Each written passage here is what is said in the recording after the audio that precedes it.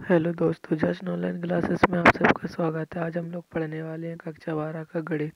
ठीक है, तो ये हम लोग पहले पार्ट में पढ़ चुके हैं। चैप्टर का नाम है ट्रिग्नोमेट्री फंक्शन। ठीक है, तो ये है पार्ट नंबर 2। ग्राफ y बराबर 10x दिया गया है। ठीक है, ये इसका ग्राफ बना हुआ है जैसे कि दिख रहा है इसमें। यहाँ पर दिया है एक्स डैश, ये पे दिया है एक्स, यहाँ पर दिया है वाई, यहाँ पर वाई डैश दिया गया है। ये देखिए माइनस पाई। ठीक है, -π/2 भी लिखा है। ये इसका मध्य बिंदु है और ये 1 है, ये 2 है। यहाँ पर -1 है, -2 है। अभी आगे दिया है π/2। ठीक है, यहाँ पे पाई दिया गया है, पाई 3π/2 दिया गया है, π/2 दिया गया है। ठीक है, हम लोग आगे पढ़ते हैं। अब आगे चलते हैं, अब आगे पढ़ने वाले हैं। ये डोमेन मतलब प्रांत, रियल नंबर वास्तविक संख्या है।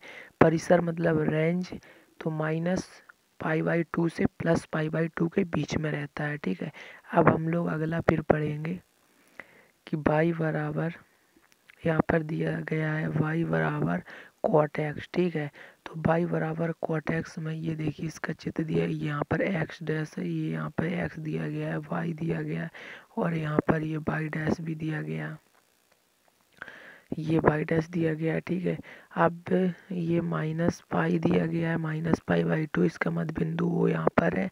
ठीक है, π/2 यहाँ पर दिया गया, 3π/2 यहाँ पर, 2π यहाँ पर दिया गया है। ठीक है, अब इसके डोमेन की बात करते हैं तो ये डोमेन में है कि नहीं है। तो ये डोमेन, तो प्रांत को ही डोमेन कहेंगे। तो रियल नंबर वास्तविक संख्या है। परिसर रेंज की बात करेंगे तो 0, तक ही रहेगा। अब हम लोग आगे जो पढ़ने वाले हैं ये बहुत ही इम्पोर्टेंट है।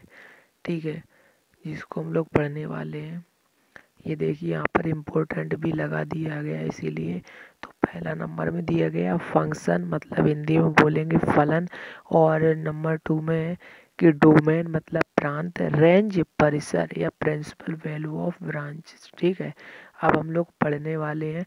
यहाँ पर दिया गया है y बराबर साइन इनवर्स x। ठीक है, तो ये कितने तक होता है, ये होता है -1 से +1 तक। ठीक है, और ये रेंज और परिसर क्या होगा, तो परिसर होगा -π/2 से π/2। ठीक है, अब ये y बराबर दिया गया है cos इनवर्स x। ठीक है, तो ये cos इनवर्स x कहाँ तक होता है, -1 से +1 तक होगा।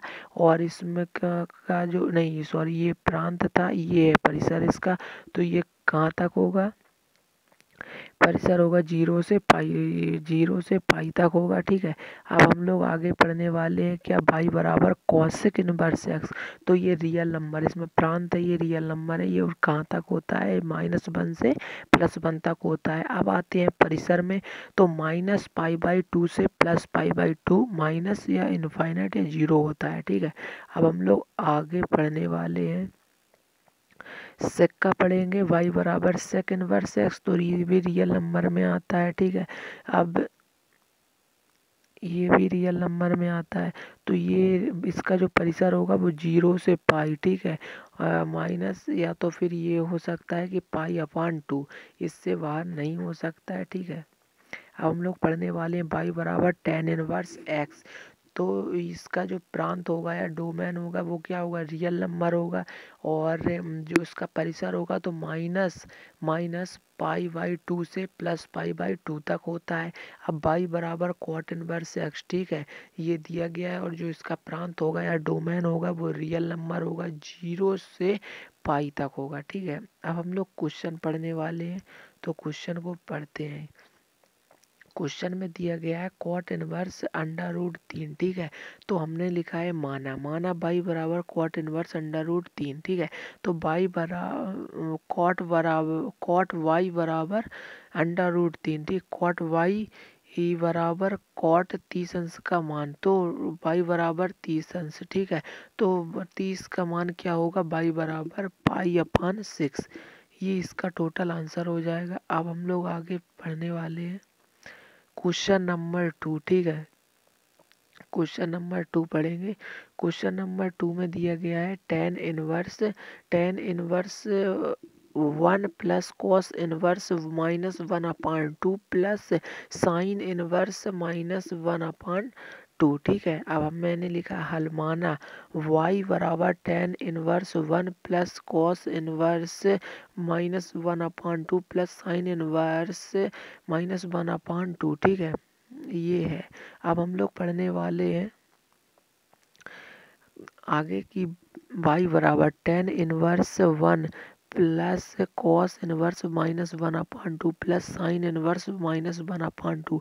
तो y बराबर पढ़ेंगे tan इनवर्स tan 45 का मान plus pi minus cos inverse 1/2 plus minus sine inverse 1/2। ये दिया y बराबर 45 आंसर। ठीक है, और plus pi minus cos inverse तो कॉस पाई/3। ठीक है, प्लस माइनस साइन 30 अंश तो y बराबर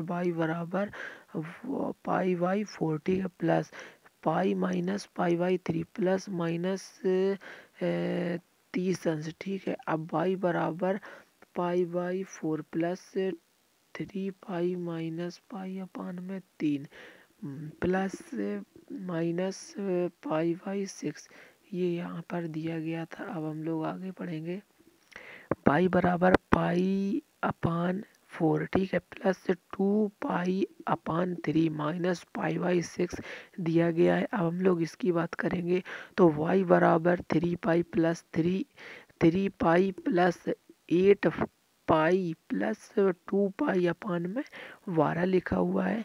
अब हम लोग इसकी बात करेंगे तो y बराबर 11 पाई-2 तो 11 इसको जोड़ेंगे 8 3 11 हो जाएगा। ये माइनस कर देंगे तो कितना बचेगा 9 पाई/12 हो जाएगा। ठीक है, तो 9 को हम किससे काटेंगे 3 से और 12 को हम काट देंगे 4 से। ठीक है, तो इसका जो टोटल वैल्यू निकल के आएगी वो आंसर हो जाएगा इसका। वो क्या हो जाएगा y बराबर 3 पाई/4।